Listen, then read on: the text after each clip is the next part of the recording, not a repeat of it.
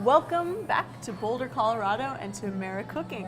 Today we're at the Celestial Seasoning Tea Factory and we're going to go on a tour and we're going to see how their over 80 flavors are created. Celestial Tea is the #1 specialty tea maker in America, and they make a lot of really cool like holiday teas. Like right here I have my sweet honey pumpkin, which is very like Thanksgiving style. Then, you know, for Christmas, maybe the candy cane lane or the cranberry vanilla wonderland. And of course they make a lot of teas that are also very commonly drunk in America and in the West. You know, you have your Earl Grey, your English breakfast, and then of course teas from China and from India. And they do these very cool infusions. This company was founded back in the 60s when a Colorado native was growing herbs in his garden, and then he was also going up hiking in the Rocky Mountains and picking herbs and putting them together and infusing them in such a way that people thought, wow, you know, tea is not only good for you, but it also tastes good.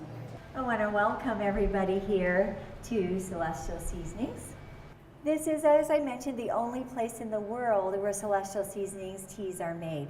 And there are 3 steps to our tea making process that happen here in this building.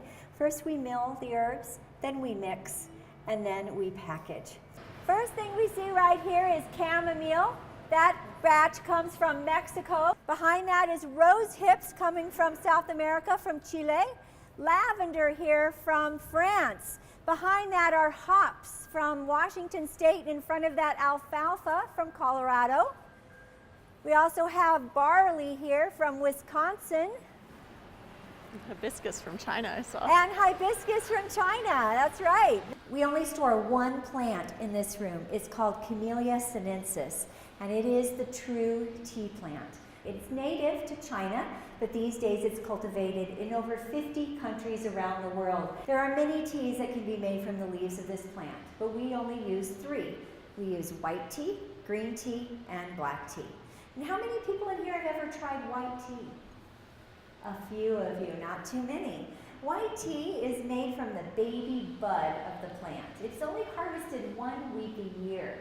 And that baby bud is covered in a white fuzz, and that's what gives white tea its name. The leaves are very minimally processed. They're picked and then simply dried. The other 2 teas, the green and the black, are the ones most of us are more familiar with here in America. So those 2 teas are made from the same leaf, and how that leaf gets processed is what will determine whether it becomes black tea or green tea. Black tea is fully oxidized, and green tea is not oxidized at all. You guys are welcome to come on into the famous mint room.